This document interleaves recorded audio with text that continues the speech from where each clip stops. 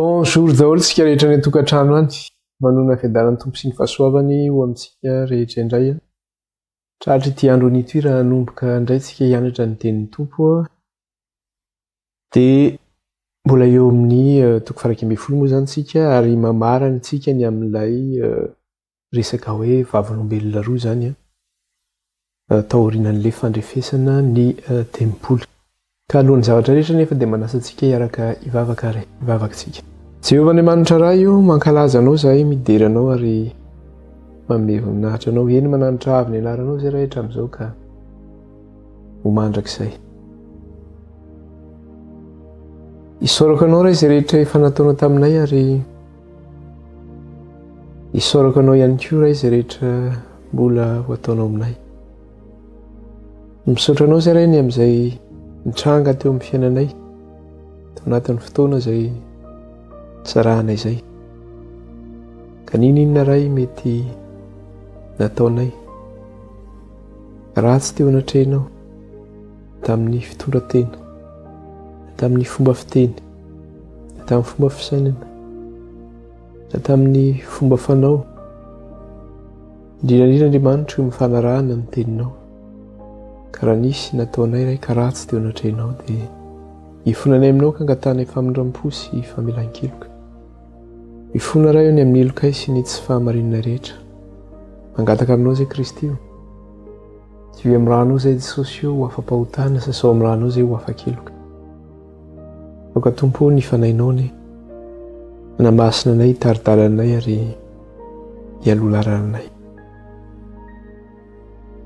Eny Andriamanitra eo ihany aminay misy ny tsy salama tahaka ny aretim-bavony, ny aretin'andofo, ny sinusite, ny tazo mahery, ny covid, ao ny vai ny anatina ny ety ivelany, ao ny asma, ny kohaka, ao ny areti-kibo, ao ny tension, ao ny areti-tratrany, ny areti-po.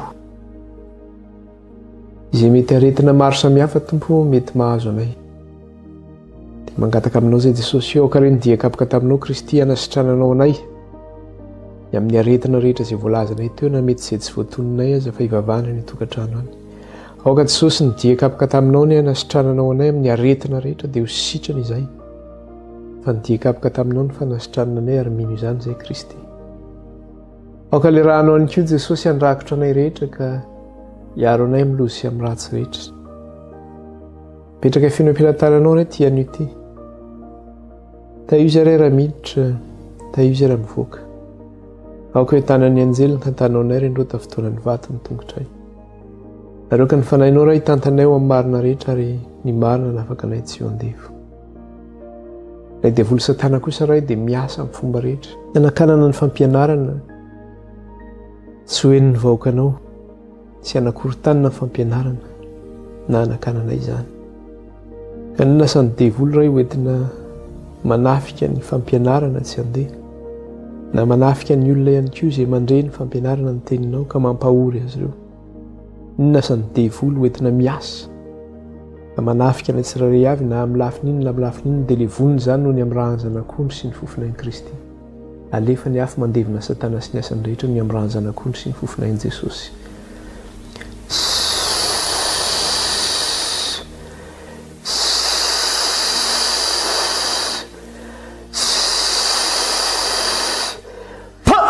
Ravy Satana ny amin'ny rahanjanak'ondry sy ny fofinain'i Kristy. Tsy manan-kery, tsy manam-pahefana aminay na dia kely monja sy amin'izay masana ny fiainana rehetra. Fa efa leviny Satana sy ny asany rehetra ny amin'ny rahanjanak'ondry sy ny fofinain'i Kristy. Dia rainay ny naranao raha io, ankalazay ny naranao, mena voninahitra ny ianao Andriamanitra ray. Fa hoy ny teninao Tompo ny fony finainao no andravana an'ilay ratsy sy anandevonana an'ilay ratsy. Dia rainy mandrakizay ny anaranao ray kalazay ny naranao any. Eo petraka tananao ray no metrahanay ny fampianarana. Tsy amin'ny herina fatanjahana fa mifanainao rery ihany. Dia aoka ny fanainao ray hiasa aminay amin'ny fahafenonana. Ka izy hampianatra anay ny marina rehetrany. Eny Tompo ray masina. Eo ampelantananao ihany koa ny metrahanay ty an'io ty sy ny andro avy. Taio izy raha miditra raha io, taio izy raha mivoaka. Ataovy anatinay ny fahatokina fiainanao amin'ny zavatra rehetra izay ataonay. Raha ka tsy saosy ianao ny velona ao anatinay fa tsy izay tsy ny velona ka aoka tompo amin'ny fandresenao anay ny ianao. Dia raha inaranao raha io, dia raha inaranao Kristy io, ny anaran'i Jesosy. Nanandratanay izany vavaka izany rehetra teto anatrehanao. Dia ao karaha ny fanainao ny hitantanay ho marina rehetra. Tenena raha efa voninkaino izay mpanomponao. Amen. Irosoaritsika ny amin'ny lesona. Zavatra izay indresantsika farany izany dia teo amin'ilay Apokalipsy 1:20 ny 7 sy ny 9.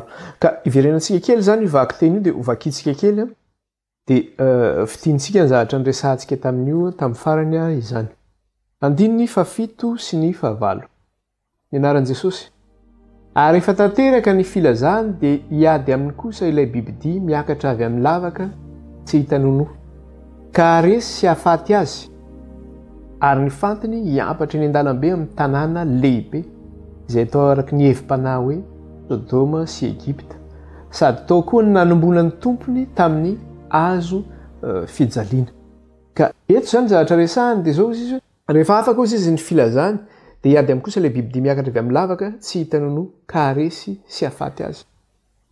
Marihana tsara fa ny nanambarana dia izao hoe tary amin'ilay andininy raha vakitsika kely ilay andininy fahatelo dia ahoana izy amin'ny andininy fahatelo manao hoe ary mekery ny vavolombeloko roa ka aminany 720 andro izy ary sady hitafy lamba fisaonany. Izany hoe nandritra n'ilay 720 andro zany na hoe 720 taona dia izao hoe nomen'Andriamanitra hery zany ilay vavolombelona roa izy aminany. Ka io zany tsy maminany ny tenany io fa ilay vahoakan'Andriamanitra no mitondra ilay teny. Dia rehefa nilaza ilay tenin'Andriamanitra ilay vahoakan'Andriamanitra zany hoe ilay vahoaka zany lasa vahoaka mpaminany. Dia ny zavatra nisy dia izao noenjehina sy novonoina zany ireo vahoakan'Andriamanitra ireo. Dia nandritra ny 720 taona. Zany hoe rehefa vitany zareo zany nanambara ilay tenin'Andriamanitra mikasika ilay ny amin'ny testamenta taloha sy ny testamenta vaovao. Dia izao hoe ny amin'ny baiboly iray manontolo zany ny amin'ny fahamarin'Andriamanitra dia noenjehina izy ireo, novonoina izy ireo, nogadraina izy ireo. Ka izy no nanao izany dia hozy izy eo amin'ilay 7 hoe rehefa tanteraka ny filazany dia hiady amin'ny kosa hozy izy ilay bibidia miakatra avy amin'ny lavaka tsy hita nonoa ka resy sy hahafaty azy. Izy no manao an'io ilay bibidia miakatra avy tamin'ny lavaka tsy hita nonoa izy no manino no hiady aminy izy ka resy sy hahafaty azy. Mbola itsika moa iresaka moa tsika zany ilay bibidia io zany ilay fahefana zany namono an'ireto vahoakan'Andriamanitra reto zany. Fa mbola iresaka be an'io zany tsy mikasika an'io any amin'ny Apokalipsy 12 sy ny 17 any. Dia nandritra n'ilay 720 taona zany dia izao novonoina ny vahoakan'Andriamanitra. Dia ahoana izy araka ilay teny teo amin'ny 7 tapany faharoa manao hoe aresy azo izy ilay bibidia sy hahafaty azo izy. Dia toy izany amin'ny 9 ary ny fatiny hiampatra eny an-dalambe amin'ny tanàna lehibe izay atao araka ny hevim-panahy hoe Sodoma sy Egypta sady tao koa ny nanomboana ny tompony tamin'ny hazo fijaliana. Taiza zany ny tena hoe toerana namonoana azy ireo. Dia teo amin'ilay tanàna lehibe izy antsoina hoe teo amin'ilay tanàna lehibe izy izay antsoina amin'ny hevim-panahy hoe Sodoma sy Egypta izany. Izany hoe le tanàna lehibe ty zany na tanàna lehibe izay namonoana azy ireo io dia antsoina amin'ny hevim-panahy tanàna lehibe hoe Sodoma sy Egypta izany. Io nefa zavatra andresantsika tamin'ny farany dia izao hoe ireo toerana anankitelo izay voaraza ireo dia misy nanamarika ny tantara tao amin'ny soratra masina ihany koa izy ireo zany. Zany hoe misy heviny lehibe koa ireo ao amin'ny soratra masina zany. Ka raha miresaka tsika ilay tanàna lehibe dia iza no tia nitenena amin'ny tanàna lehibe ilay hoe namonoana ilay vahoakan'Andriamanitra ireto sy namonoana ihany koa ilay tenin'Andriamanitra zany tsy ho fantatry ny olona zany. dia le tanàna lehibe zany antsoina hoe Babilôna araka le fanresantsika farany iny. Le tanàna azy io moa le apokalipsy toko 7:15 fa tsy resaka an'izay tsika ka antsoina izy io hoe Babilôna lehibe ozy izy. Le tanàna lehibe zany antsoina hoe Babilôna lehibe. Dia ny hevin'le hoe tanàna lehibe io zany na le Babilôna lehibe io dia maneho an'iza zany izy io? Maneho an'ilay fisandohana an'Andriamanitra zany na le fakana ny toeran'Andriamanitra. Ny Babilôna lehibe zany na la tanàna lehibe dia maneho an'ilay fisandohana an'Andriamanitra na le fakana le toeran'Andriamanitra. Dia ny hevim-panahin'io tanàna lehibe ozy izy dia antsoina ihany koa hoe Sodoma sy Egipta ozy izy. Dia ina indray ny hevitra an'ilay Sodoma nefa? Ny hevitra an'ilay Sodoma indray dia zao hoe tanànan'ny fahotana. Zay ny hevitra an'ilay hoe Sodoma tanànan'ny fahotana. Dia hitantsika izay tany amin'ny Genesis toko 7:20. Dia rehefa miresaka ny Sodoma, Andriamanitra, Sodoma sy Gomora, dia ozy Andriamanitra ny fahotana ozy izy dia miavosa ozy izy. Ka mipaka amin'ny lanitra ny fahotan'ny Sodoma ozy izy. Dia ino ny fahotan'ny Sodoma io? Dia io le antsoina amin'ny teny frantsay hoe dégradation morale. Zany hoe fitotonganan'ny ara-moraly zany. Zany hoe tena tsisy moraly tsony zany ny zanak'olombelona.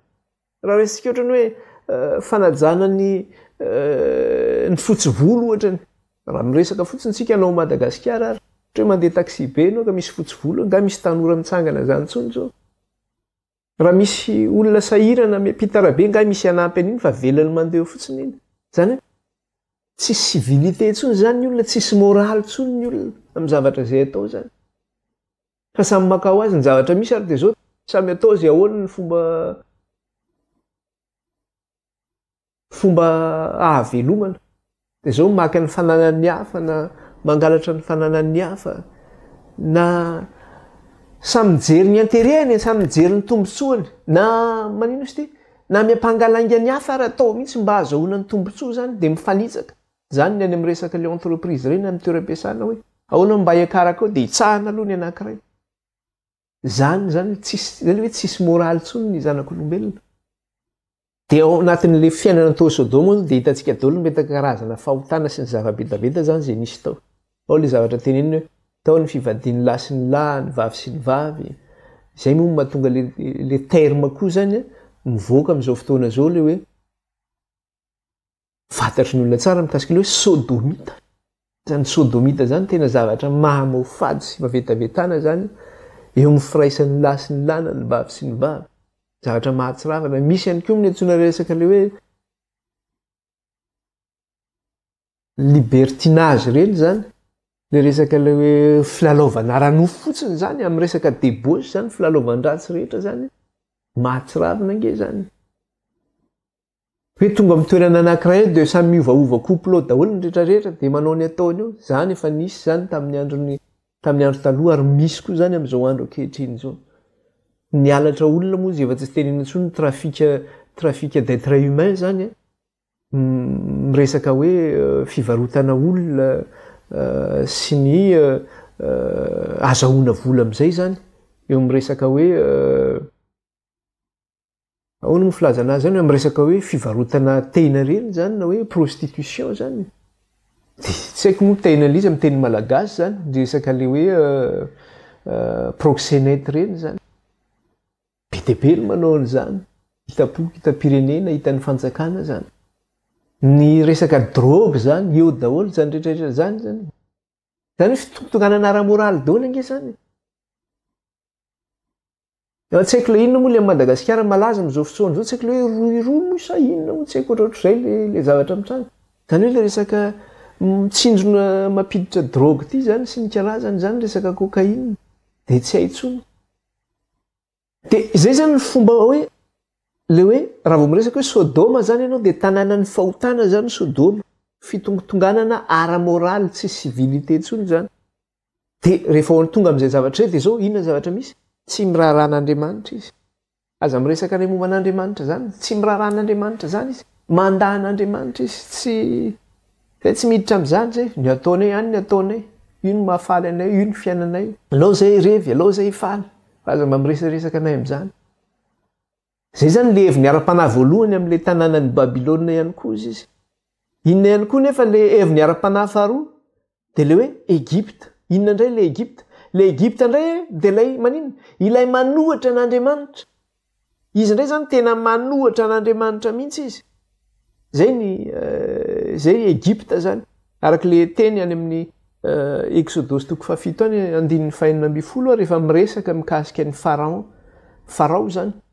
Rehefa nangataka tamin'ny niran'Andriamanitra i Mosesy sy Arona nakany amin'ny Farao mba hampandefa ny zanak'Andriamanitra hialo amin'ny tany Egypta dia any anefitra hanompo an'Andriamanitra. Dia tsy nihaino Farao. Iza koa zany Andriamanitra zany no heno an'izany, izy zany Jehovah Andriamanitra zany, izy zany Eternel zany no heno an'izany ao izy. Dia tsy nihaino izy. Rehefa n'Andriamanitra ny loza any amin'ny 9:1 any manamafy ny fony izy. Za tsy manaiky an'izany Andriamanitra zany fa izy Andriamanitra no ekeko izy. Zany hoe ity Egypta ty zany ty le maninona? Le manao an'Andriamanitra tsy misy hoe tsy misy zany, satria Farao tena miteny azy mihitsy hoe za Andriamanitra. Ary Farao dia tompon'ny Egyptiana tahaka ny hoe Andriamanitra mihitsy. Hoe Dieu sur terre zay mantsy Farao. Dia izy zany teny hoe mandana Andriamanitra, antsoina amin'ny teny frantsay le hoe négation de Dieu. Dia hoe tsy misy zany Andriamanitra zany. Fa zany no Andriamanitra. Dia raha amin'izao tontolo izao koa ny zavatra misy dia zao, inona ny zavatra misy eo amin'izao tontolo izao? Satria ny Egypta zany na naresana ny Egypta dia zao hoe le zao tontolo izao amin'izao fotoana izao mihitsy koa le antsoina hoe Egypta. Le tontolo intellectuel na scientifique. Satria ny tontolo intellectuel sy ny scientifique dia zao nataontsika hoe philosophe na izy rehefa mety ho intellectuel zany tontolo scientifique dia zao izy zany tsy miprôné afa-tsy n'inona? Afa-tsy ny raison. Na hoe ny proof ihany. Izy zany tsy manao an'izany, izy tsy mino zany izy. Rehefa tsy voaporofo araka ny siansa zany dia efa tsy izy zany. Tsy mino an'izany izy. Zany hoe ny fahalalana sy ny fahendrena no mibahana. Ny fahalalana sy ny fahendrena no mibahana. Nefa raha ny ara-tantara no jerena, ara-tantara no jerena ho voaporofo ara-tantara angeny fisian'i Jesosy Kristy zany. Fa zao izy tsy mino an'izany izy. Izy manohatra n'Andriamanitra izy. Zay le hoe négation de Dieu. Fandavana n'Andriamanitra teto za tsy mino an'Andriamanitra zany. Dia inona no mibahana rehefa tsy mino an'Andriamanitra? Ny raison, ny fahalalana sy ny fahendrena. Zany hoe le fiaviran-tena zany hoe izy manam-pahalalana sy fahendrena. Nefa ahoana izy Andriamanitra? Ny fahendrena izao tontolo izao dia fahadalana eo anatrehan'Andriamanitra. Dia ny fahendren'Andriamanitra koa ahoana izao tontolo izao? Ny fahendren'Andriamanitra dia fahadalana eo anatrehan'izao tontolo izao. Ka zay mihitsy le izy. Izy zany tena zay mihitsy hoe fahadalana io. Dia mandana Andriamanitra tery. Izy zany Andriamanitra zany no ekeko zany izy sinoko zany. Dia raha mamitana zany tsika ny zavatra teo mikasika le resaka le hoe tanàn-dehibe na hoe tanàna lehibe izay antsoina amin'ny hevim-panao hoe Sodoma sy Egypta dia zao hoe maneho zany io le hoe Andriamanitra zany nosoloana zany Andriamanitra voalohany indrindra. Nosoloana Andriamanitra ary maninona? Naka le toeran'Andriamanitra mihitsy izy zany. Naka le toeran'Andriamanitra mihitsy izy. Faharoa manaraka an'izay, eo le resaka hoe fitotonganana ara-moraly sy le fanaovana tsinitsinina ny fisian'Andriamanitra zay tsy mino an'izany zay. Fa aloha zay hiaina amin'izao dia mifiainana amin'ny liba, amin'ny fahotana, ny filana ara-nofo sy ny faharatsiana rehetra. Ary fahatelo dia zao hoe eo amin'io zany, eo amin'ny toerana io, eo amin'le tanàn-dehibe io, dia inona ny zavatra misy io zany? Eo ny ahitana le hoe Dieu est mort. Na hoe maty Andriamanitra. Tsy misy zany Andriamanitra izany. Zay zany le izy. Zay zany le tanàn-dehibe teo azavaina amin'ile hoe hevim-panahy anankiroa hoe Sodoma sy Egypta. Andriamanitra nosoloana. Andriamanitra nanino? Atao tsinitsinina ny fisian'Andriamanitra fa aloha zay hiaina amin'ny fahadalana sy ny faharatsiana rehetra ihany. Fahatelo dia zao hoe tsisy zany Andriamanitra zany, maty zany Andriamanitra zany, fa ny fahalalana sy ny fahendrena no manino? No mibahana ny fahendren'olombelona. Dia inona ny zavatra nataon'izy ireo? Inona moa natonga ny resaka le hoe tanàn-dehibe teo tanàn-dehibe antsoina amin'ny hevim-panao Sodoma sy Egypta satria teo no namonoana an'ilay vahoakan'Andriamanitra zany zay mijoro vavolombelona, ilay tenin'Andriamanitra, izay mitondra le tenin'Andriamanitra. Ka rehefa novonona teo amin'ny toerana io nyvoaka an'andriamanitra ny amin'ny fijoroana vavolombelona zay nataon'izy ireo ny amin'andriamanitra dia iza no voakitika amin'izay satria afatra iza no noentiny reto vahoaka an'andriamanitra reto afatra nomen'andriamanitra no entin'izy reto ka rehefa voakitika ny vahoaka an'andriamanitra rehefa nidorana ny tenin'andriamanitra rehefa novonona ny vahoaka an'andriamanitra dia iza no kitihana amin'izay le vahoaka an'andriamanitra no kitihana amin'izay io ohatra ny tany amin'ny testamenta taloha ihany teo amin'ny Arona sy Mosesy rehefa nirahan'andriamanitra Arona sy Mosesy hitondra ny zanak'Israely nivoaka avy tany Egipta ho any anefitra anompon'andriamanitra ny zanak'Israely nefa efa nanehoan'andriamanitra fa agagana mahagaga ny mpitan'izy ireo ny ranomasina mena ny namonoan'andriamanitra ny Egiptiana tao anatin'ny ranomasina mena hitan'izy ireo ny fahagaganany amin'ireo lozafolo tany Egipta hitan'izy ireo daholo zany nefa rehefa tonga tany anefitra izy ireo nomonomonina izy ireo nalahelon'ny tongolon'ny Egipta izy ireo nahoana ozy izy zay no entinao aty any amin'ny Mosesy sy Arona izy nomonomonina ahoana zay no entinao aty anefitra aty no aty zay ho faty aty zay tsisy sakafo aty tak'izay ne zay ozy izy tany Egipta tany zay mba nisy hanina kohanina nisy hena natsatsika tany nalahelo zay le antsoina amin'le fitenena hoe malahelo ny tongolon'ny Egipta nisy tongolo nohanina tany nisy zao nohanina tany aty zay tsisy ninona ty anefitra aty ko any anefitra nefa tsy fantany fa Andriamanitra ny miazy isan'andro dia nomonomonina izy ireo zay fimonomonomana zay nefany amin'ny Moïse sy Arona izy nomonomonina fa zay fimonomonana zay tsy amin'ny Arona sy Mosesy ange zay no mipaka fa amin'izy amin'Andriamanitra izay satria Andriamanitra no naniraka any Mosesy sy Arona nitondra azy ireo nivoaka avy tany amin'ny tany Egipta ka le fimonomonomana zany tsy any amin'ny Arona na any amin'ny Mosesy fa tonga dia any amin'Andriamanitra io dia io koa zany ohatra anankiray ho any amin'le any am-piangonana reny rehefa misy mpanompon'Andriamanitra mitondra le tenin'Andriamanitra no entina dia misy mpino zany ve ny tenenina dia maninona raha tsy mifanisy ohatr'izany izy le mpanompon'Andriamanitra tsy hoe manisy fa mitondra le tenin'Andriamanitra fa sainga voakitika le orgueil-le olona voakitika ny zavatra tsy mety ataon'le olona dia le pastera ny lasa halany satria manondro ny zavatra tsy mety izay ataony nefa tsy fantany fa io pastera ngika mitondra le tenin'Andriamanitra dia le pastera ny lasa halany aratsiny raha zany ny zavatra misy azy zay tsy ho atontsony zao sy ny karazany sy ny karazany dia tadidio fa Andriamanitra no maninona no tsiratsiraintsika amin'izany Andriamanitra no monomonomantsika an'izany dia ohatr'izay mihitsy rehefa novonoana teo amin'le toerana tanàn-dehibe antsoina hoe Sodoma sy Egipta reto vahoaka an'Andriamanitra nitondra le tenin'Andriamanitra ireto dia iza no voakitika tamin'izany iza no novonoana tamin'izany Andriamanitra mihitsy ange novononany amin'izany le tenin'Andriamanitra novononany amin'izany ka raha mikitika ny vahoaka an'Andriamanitra zany ianao dia mikitika an'Andriamanitra ianao raha mikitika ny tenin'Andriamanitra zany ianao dia mikitika an'Andriamanitra ianao dia hitsoina amin'ny teny frantsay hoe ny zavatra nisy teto zany dia zao hoe un véritable amin'ny teny frantsay hoe un véritable déicide inona moa zany déicide zany raha dika zany amin'ny teny gasy dia hoe famononan'Andriamanitra ny dikany hoe déicide de meurtrier de Dieu zay ny dikany famononan'Andriamanitra zany ny zavatra misy eto raha mamono le vahoaka an'Andriamanitra zany ianao mamono le tenin'Andriamanitra zany ianao dia Andriamanitra mihitsy zany novononao eto Andriamanitra mihitsy novonona eto zany izay mahatonga le teny eo amin'le toko faharay amby folo andininy fahavalo manao hoe vakitsika kely tapany faharoa izay mahatonga le teny eo amin'le apokalipsy toko faharay amby folo andininy fahavalo vakitsika mihitsy sy maninona andininy fahavalo ray manontolo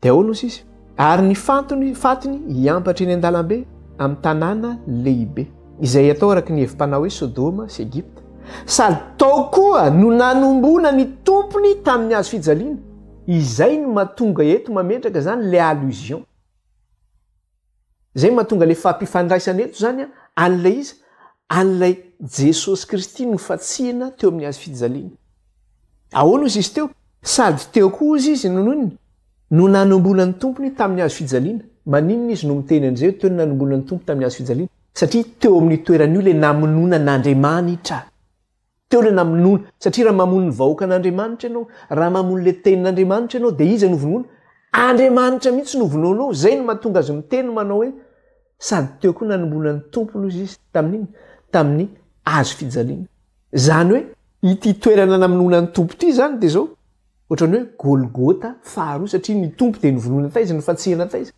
teo amin'ny azo fijaliana teo golgota dia ity toerana namonoana ny tompo ity zany dia zao golgota faharoa indray zany ity golgota faharoa indray zany ty toerana ty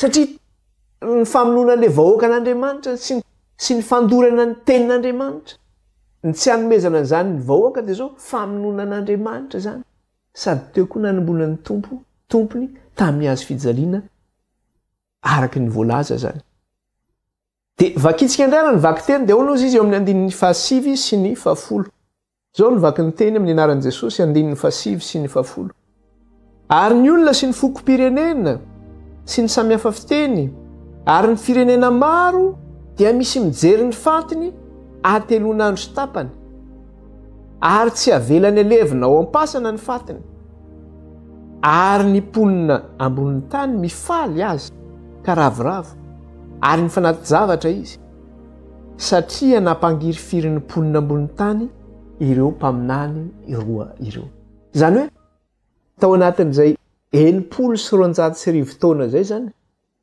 ireo vahoaka an'andriamanitra zay nitondra le tenin'andriamanitra zay noenjehana noho ny tenin'andriamanitra nogadraina noho ny tenin'andriamanitra nampijaliana noho ny tenin'andriamanitra nampahoriana noho ny tenin'andriamanitra novonoana noho ny tenin'andriamanitra nidorana velona ny tapahan-doha nasena nohan'ireo bibidia sy ny fomba famonoana matin'ny sabatra sy ny zavatra maro samihafa zay nahazo azy ireo dia zao hoe ireo vahoaka reo zany zay namono azy ireo ireo vahoaka na ny firenena zay namono azy ireo satria ny vahoaka ihany koa makasitraka ny zavatra ataon'ny fitara-panjakana zay misy eo aminy dia ny vahoaka zay namono azy ireo araka le tenena andiny fasivy ary ny olona sy ny fokom-pirenena sy ny samihafa fiteny ary ny fireneny maro dia mijery ny fatiny atelonandro sy tapany ary tsy avelana levina ao pasany ny fatiny jereny zareo ny fatiny reo zany eo aza levina satria ny fatiny jereo tsara nge tamin'ny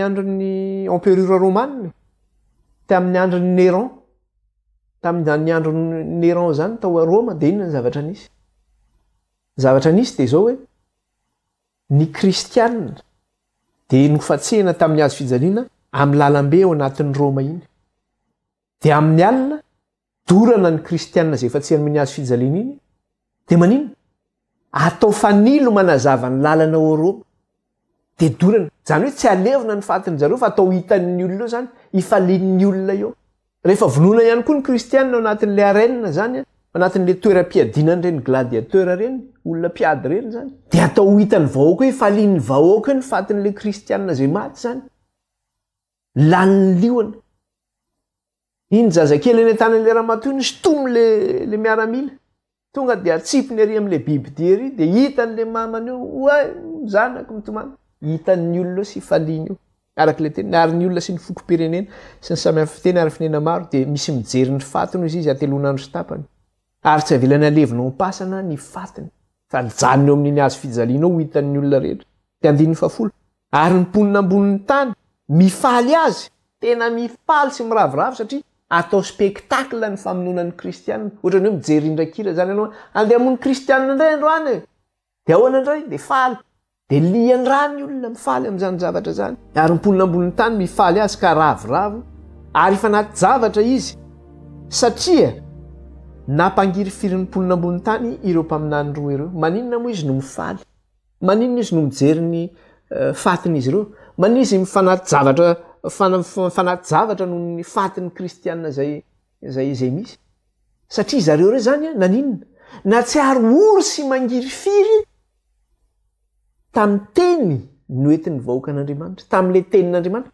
tsy zakany zareo zany le tenin'andriamanitra zay enin'izy ireo satria nahoana miteniny amin'ny zavatra tsy metiny amin'ny fiainany halany izy ireo tena tezitra izy tsy zaka zany hoe satria le tenin'andriamanitra mantsy dia ahoana izy ny soratra masina jereo tsara ke ny voalaza atao amin'ny Hébreu any amin'ny Hébreu toko faefatra antsika jerentsika kely Hébreu toko faefatra dia vakitsika ny andininy faharoamben'ny folo vakitsika ny 1 sy ny 7 Hebreo 4 sy ny 7 dia ahoana izy ny tenin'Andriamanitra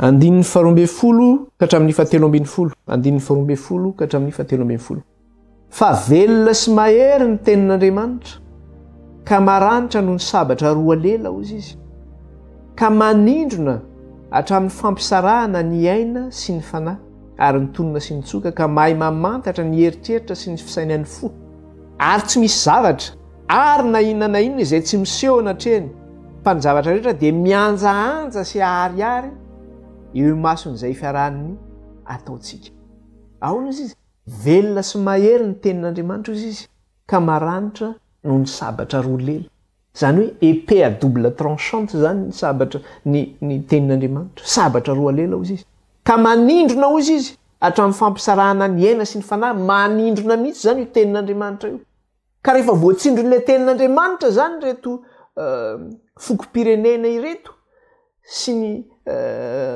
samihafa fiteny sy ny reto vahoaka marobe reto izay nifaliny amin'ny nahafatesany reto vahoakan'Andriamanitra reto nifaliny amin'ny fandorana tenin'Andriamanitra dia zao ny fandefa fanatitra izy ireo noho ny zany zavatra izany ary ny ravoravo izy satria nahoana narary loatra ozy izy ny fampangiry firiana zay noentin'ilay izy noentin'ilay vavolombelona roa satria zareo zany natsiary iny natsiary voatsindrona zany izy mafy tamin'izy ireo zany nanroman'ilay tenin'Andriamanitra azy tsy zaka ny ainy zany zay arak'ilay teneny teo ka manindrona hatramin'ny fampisarahana ny aina sy ny fanary ny tonona sy ny tsoka ka mamay mamantatra ny heritreritra sy ny fisainan'ny fo iny zany voatsindrona any anatin'ny rehetra any zany izy any fony sy ny fisainany any anatin'ny rehetra any ka tsy zakany zany satria ny tenin'Andriamanitra miteny izy 1 ary tsy misy zavatra ary na inona iny izay tsy miseho anatrehany fa ny zavatra rehetra dia miandraandra sy ahariary eo anatrehany'ilay mason'izay iafaran'ny ataontsika izy mianjaanja eo anatrehan'ny tenin'Andriamanitra avokoa zany ny fiainantsika rehetra tsy zakany zareo zany narary loatra izy satria nangiry firy izy noho ny afatra zay nentina tamin'io tenin'Andriamanitra io izy sy te hiala amin'ny fahotany nefa anjaanjan'ny tenin'Andriamanitra ny fahotany sy ny zavatra ratsy izay ataony satria tsisy zavatra miafina eo anatrehan'ny tenin'Andriamanitra dia natsiaro nangiry firy izy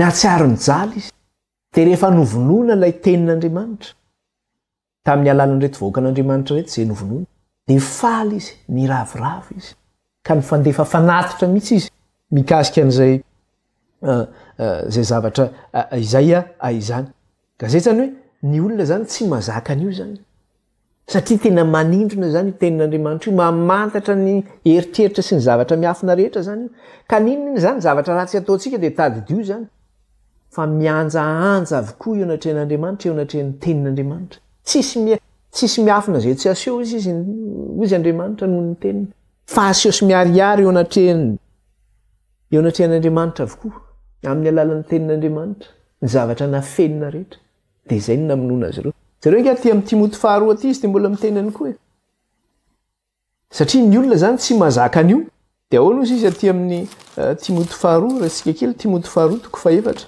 Timoty 2 toko 4 ny 7 sy ny 4 dia ahoana ozy izy fa ho avy ny andro izay tsy azakan'ny olona ny fampianarana tsy misy kilema fa angididy sofina izy dia amory mpampianatra ho azy araky ny filany ara-pialan'ny sofiny amin'ny teny marina tokoa izy ka hivily amin'ny anganoangano ho avy ny andro izy izay tsy azakan'ny olona ny fampianarana tsy misy kilema satria le tenin'Andriamanitra io dia zao tsy misy kilema io raha nafenina tamin'ny olona le tenin'Andriamanitra nanditany taonjato maro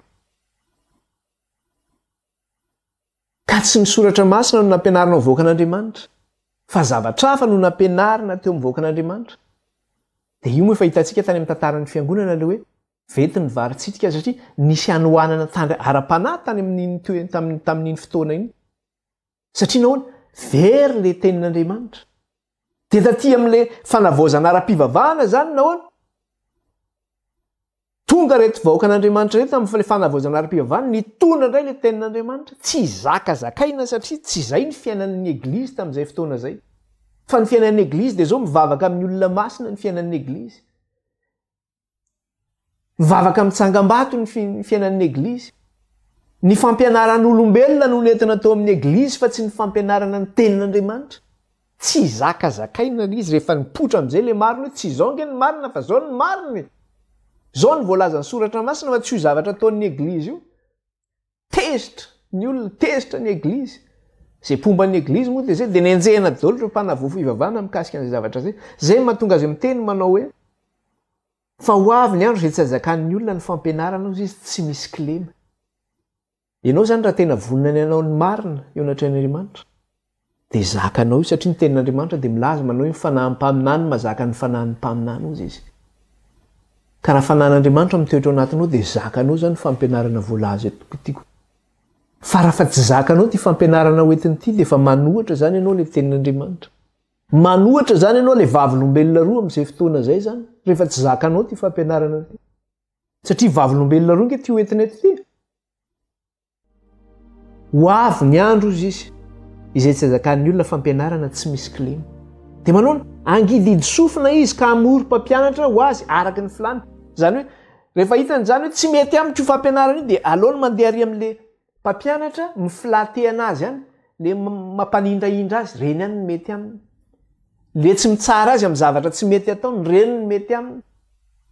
Satria le tenin'Andriamanitra dia mitsara mihitsy io, manindrina io, mampisaraka ny aina sy ny fanahy ozy izy, ny tonina sy ny tsoka ozy izy. Tenin'Andriamanitra io tena direkta io, sabatra roa lela io.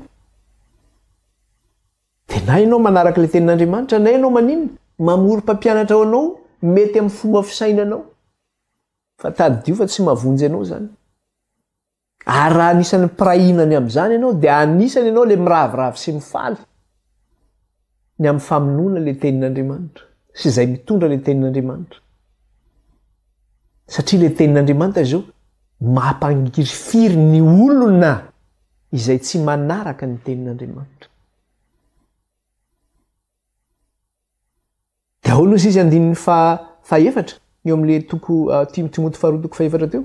Ary ampiarana ny sofiny amin'ny teny marina tokoa izy ka hivily amin'ny anganoangano alohan'ny olona mandeha amin'izany. Dia izany nataon'ireto vahoaka reto izany. Dia vokatra an'izany, io nge ianao tsy vitany hoe ho alan'ny olona ianao, na hoe tsy hoe hovonoina zany ianao. Fa Jesosy ange fa Jesosy zany dia efa nampilaza hoe ho avy ny andro izy Kristy. Ka zao ny fianakavianao ihany no fahavalinao izy Jesosy Kristy. Jerentsika aty amin'ny Matthieu toko 10 aty. Zany hoe efa zavatra efa nomaniny efa voalazan'i Kristy dia melonga zany tamin'ireo mpianatra hoe ho avy zany fotoana izany. Fa amin'le olona le vahoaka reto izay mamono an'le zao tontolo zao izay namono an'le vahoaka an'Andriamanitra reto sy mifaly ny amin'ny hafatesan'izy ireo. Dia tadidio fa misy fianakaviana nge ao anatin'izy ireo. Zay reo mihitsy no manolotra azy hoe gadrao aloha faty ihany. Fianakavianao ihany. Raha mijeritsika ny amin'ny Kristy. Kristy rehefa tonga tao Nazareta dia hozy Jesosy hoe ny mpaminany tsy masina taniny. Tao Nazareta Jesosy Kristy no hoentiny zareo teo akaikin'ny miady hovonoina ho toram-bato. Tao anatin'ireny nisy fianakavian'i Jesosy ange tao anatin'ireny. Nisy naman'i Jesosy ange tao anatin'ireny. Nisy mpiray vodorindrina tamin'i Jesosy tao anatin'ireny. Zay ny havanao ihany no lasa fahavalinao ihany koa. Miray vodorindrina aminao. Vokatry n'inona? Ny tsy fahazakana le sabatra roa lela dia le tenin'Andriamanitra. Satria mangirifiry izy tsy zakany zany. Taloha ianao niaraka taminy, mbola tsy nalala le soratra masina dia niaraka teny. Fa rehefa nandray le soratra masina ianao dia inona zavatra misy? Izy tsy nandray dia lasa halana ianao. Satria tsy ianao nge ny halany. Fa le tenin'Andriamanitra mihitsy ny halany dia lasa halany ianao. Andriamanitra mihitsy no halany, Andriamanitra mihitsy ny tia ny vonoana hoe zay tsy tianao an'izany satria Andriamanitra no tsara ny fiainany dia tsy mety aminy zany dia lasa halany ianao. Matthieu toko 10. Matthieu toko 10. Andininy 1:20 sy ny 2:20. Ahoana ozy izy eto? Matthieu toko 10 andininy 1:20 sy ny 2:20. Ary ny rahalahy anolotra ny rahalahy mba ho faty, ary ny ray anolotra ny zanany. ary ny zanaka hitsanganohitra ny raintsiny reniny ka hafaty azy. Ary ho alan'ny olona rehetra ianareo noho ny anarako, fa izay maharitra hatramin'ny farany no vonjeny. Ho alan'ny olona rehetra ianareo ny anarako, na mety ny rainao, na mety ny reninao, na mety ny zanakao, na mety ho avanao. Loza nge zany. Dia andininy fainao amin'ny telopolo dia hono izy andininy fainao amin'ny telopolo. Ary ny ankonan'ny olona ihany no fahavalony Jesosy Kristy. Zany io itenin'Andriamanitra io zany dia zao mampisaraka fianakaviana, mampisaraka tokantrano. Inona ny antony? Tsy hoe ianao ny halany, fa le Andriamanitra io mihitsy no halany. Dia lasa halany ianao satria momba n'io Andriamanitra io. Enjeny ianao, vonoina ianao, dia ny famonoana ianao, famonoana an'Andriamanitra ny famonoana ianao. Ny fankalana ianao, fankalana an'Andriamanitra ny fankalana ianao. Tadio izay zavatra zay. Toizantsika raha le lesony. Tentsika Apokalipsy 1:10 ary. Ahoana indray izy eo? Apokalipsy 1:10 dia ny 1:10. Dia izao indray vaky ny teny amin'ny anaran'i Jesosy. Apokalipsy 1:10 ny 1:10. Ary rehefa afaka ny atelona andro sy tapany, dia nisy fanainaina avy tamin'Andriamanitra niditra tao anatin'ireo, ary nijoro tamin'ny tongony izy araiky tahotra indrindra izay nahita azy. Rehefa afaka ny atelon'andro sy tapany dia nisy fanainaina avy tamin'Andriamanitra niditra tao anatin'izy ireo, ary nijoro tamin'ny tongony izy araiky tahotra indrindra izay nahita azy. Rehefa tapitra zany le 1,350 taona, zay le hoe 3 andro sy tapany, dia hoana? Nisy fanahanaina ozy izy niditra tamin'izy ireo. Niditra tamin'izy le vavolombelona roa zany. Sy tamin'izy tamin'ireo vahoaka an'Andriamanitra ihany koa. Nisy fanahanaina ozy niditra tamin'izy ireo. Dia hoana? Avy tamin'Andriamanitra. Ary nijoro tamin'ny tongony izy ka raiky tahotra indrindra izay nahita azy. Zany hoe rehefa afaka zany le 1,350 taona, dia nanahoana? Nisy fitsanganana tamin'ny maty zany tao. Ny vahoaka an'Andriamanitra sy ilay vavolombelona roa zany dia zao nitsangana tamin'ny maty indray tao aorianan'ny 1,350 taona.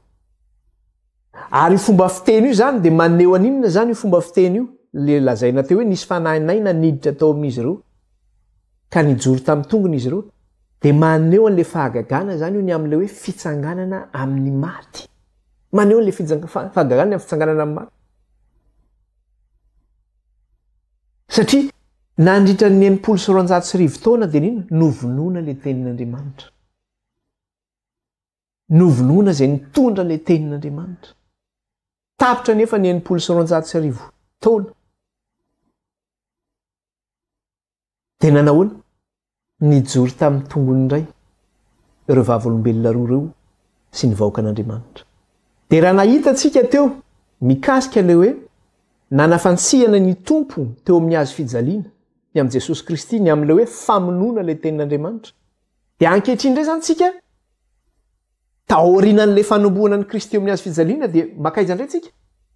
Makany amin'ny fitsanganana amin'ny maty indray tsika. Maneho an'ilay fitsanganan'i Jesosy Kristy amin'ny maty indray zany tsika, ampitahaina amin'ilay vahoaka an'Andriamanitra mitsangana amin'ny maty sy ilay tenin'Andriamanitra mitsangana amin'ny maty. Dia ahoana izy ary amin'ny Marka 7 mikasika ny fitsanganan'ny tompo tamin'ny maty? Marka 7 ny 1:30. Dia retsika kely zay. Marka 7 dia ny 1:30. Ahoana izy ato miresaka mikasika ny fitsanganan'ny tompo tamin'ny maty? Dia izao no teneniny ato. 1:30. Fa nampianatra ny mpianany izy ka nanao taminy hoe ny zanak'olona dia atolotra eo tanan'ny olona ka hovonoiny, ary rehefa voavono izy dia hitsangana rehefa afaka atelona. Ny zanak'olona ozy izy dia atolotra eo tanan'ny olona ka hovonoiny, ary rehefa voavono izy dia hitsangana rehefa afaka atelona. Zany hoe le fampitahana izay atao eto zany mahazo le vahoaka an'Andriamanitra eto. Ny aminaminona ireo vahoaka an'Andriamanitra sy ilay tenin'Andriamanitra nandritra ny telo taona sy tapany, na hoe 1,350 taona. Dia nampitahaina zany hoe tamin'ny naminona ny tompo ka maty ny tompo nandritra ninona 3 andro sy 3 alina de rehefa vi taorinany 3 andro sy 3 alina nefa ny tompo de nitsangana tamin'ny maty ny tompo eto indray zany aorinan'le famonona le vahoaka an'Andriamanitra sy le tenin'Andriamanitra tao anatin'izay fempotoana zay 3 andro sy tapany na hoe 990 taona taorinan'izay de nitsangana tamin'ny maty any koa reto vahoaka an'Andriamanitra reto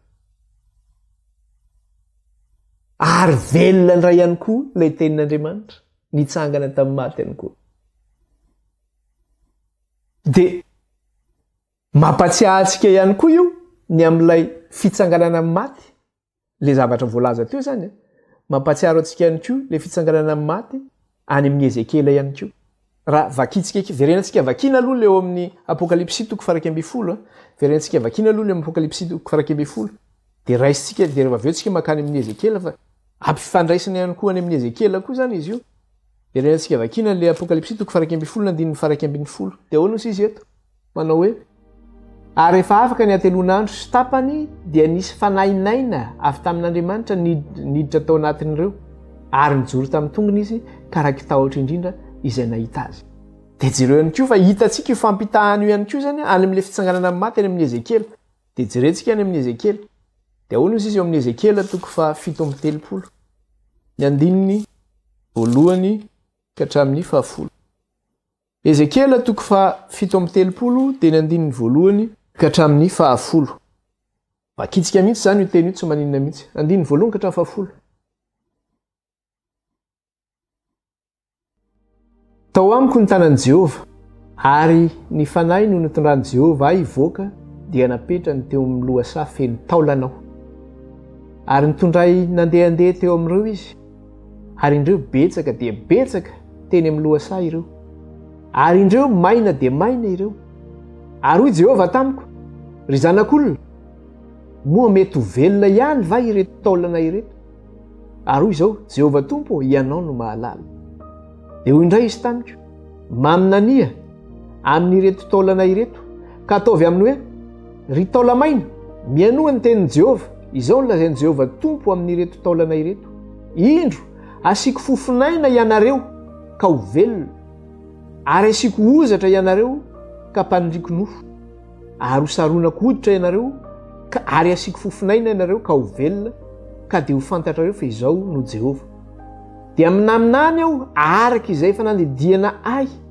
ary noho ny efa naminany aho dia injany nisy feo ary indreo nihetsiketsika sady nifanantona ny taolana samy nanantona ny taolana namany avy ary hitako fa indro naniry ny ozatra sy ny nofo ary nitsarona hoditra izy nefa tsy mbola nisy fofinaina tao aminy dia hoy izy tamiko maminania amin'ny fofinaina eny maminaniry zanak'olona ka ataovy amin'ny fofinaina hoe izao no lazain'i Jehova tompo manatona avy amin'ny rivotra efatra ry fofinaina ka tsotsofy ireo voavony ireo mba ho velona izy dia naminany araka izay nandidiny ahy aho ka dia nidirany fofinaina ireo ka velona dia nijoro tamin'ny tongony izy marobe dia marobe tokoa dia ahoana izy eo amin'ilay andininy 10 dia naminany araka izay nandidiny ahy aho dia nidirany fofinaina ireo ka velona dia nijoro tamin'ny tongony izy nidirany fofinaina ireo izy dia nanahoana nijoro tamin'ny tongony zany hoe fa taolana efa maina taolana efa maty efa tsisy aina tsisy ozatra tsony tsisy nofo itsony rehefa naminany Ezekela dia zao lasa nisy ozatra lasa nisy nofo ny fanatona ny taolanao izy lasa nisy ozatra nisy nofo dia rehefa aveo mbola naminany re Ezekela dia nanahoana nasian'Andriamanitra fofinaina ny tsotsofina le izy dia lasa nisy fofinaina dia rehefa ahoana izy dia nidirany fofinaina ireo ka velona dia nijoro tamin'ny tongony izy dia izay mihitsy angely lazaina ato hoe ahoana izy teo nidirany fofinaina ireo ka velona izy dia nijoro tamin'ny tongony izy dia izay koa le lazaina atao amin'le apokalipsy 1:20 ahoana izy ary rehefa afaka ny atelonandro sy tapany dia nisy fanainaina avy tamin'Andriamanitra niditra tao anatin'ireo ary nijoro tamin'ny tongony izy karakitahotra indrindra izay nahita azy zany hoe nisy fitsanganana maty mihitsy zany teto hoe velona indray le vahoaka an'Andriamanitra velona indray le tenin'Andriamanitra zany izay naninona izay novonoana izany ka rehefa nahita an'izany zao tontolo zao ireo nankahala sy namono an'le tenin'andriamanitra dia nanao any raiky tahotra indrindra izy ozy izy averiko le vakitiny ary rehefa afaka ny atelonandro sy tapany dia nisy fananena avy tamin'andriamanitra niditra tamin'ireo ary nijoro tamin'ny tongony izy ka raiky tahotra indrindra izay nahita azy raiky tahotra indrindra ozy izy izay nahita azy raiky tahotra indrindra izay nahita azy velona indray le tenin'andriamanitra velona ny vokan'andriamanitra fa zao tapitra indray ny fotoanantsika fa aloha toizantsika indray zay amin'ny tapany faharoa indray amin'ny manaraka zany toizantsika manaraka indray zay tapany faharoa indray mbola tsy vitantsika amin'ny tean'ity dia amin'ny lesona manaraka tsika zany mamarana tanteraka ity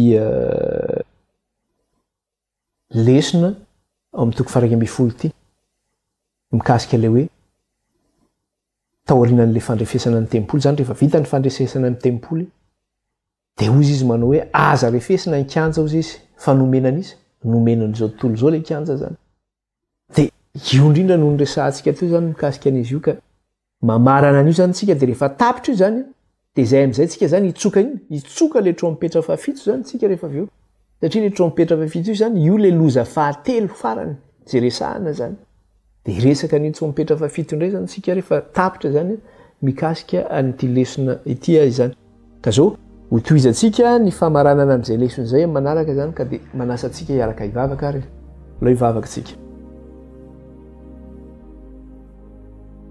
Jehovah'Andriamanitra raha io mankalaza anao zay midery anao ary manome voninahitra anao misaotra raha io ny amin'ny teny izay nomenao anay tamin'ny tian'ity sorata am-pony ary ny teninao ary ataovy an-tsainay velona sy mahery tokoa ny teninao ary maranitra tahaka ny sabatra roa lela eny mampisaraka ny aina sy ny fanahy ny tsoka sy ny nofo eny Andriamanitra raha io mamantatra ny eritreritra rehetra ny tsy famendrenay ny tsy famanterahanay Andriamanitra okary izay tsy mba ho anisan'ireo izay mamono ny tenin'Andriamanitra fa mba anisan'izay andray ny tenin'Andriamanitra ka ampitombo azy ao anatinay satria izay ray manohatra ny teninao Andriamanitra dia ianao ny toerinay kaoka tompo mba tsy ho isan'izany izahay fa ho isan'ireo mamelona ny tenin'Andriamanitra mba hijoroany amin'ny tongony roa dia raina mandrakizay ny anaranao ray kalazay ny anaranao any ny anaran'i Jesosy nandratana izany vavaka izany rehetra eto anatrenao amen dia misaotra an'Andriamanitra lehibe tsika nafahantsika ny ainon'izay tenin'Andriamanitra izay dia manao velomantsika indray ary tain'Andriamanitra daholo dia toizantsika manaraka indray izay lesona izay baibay daholo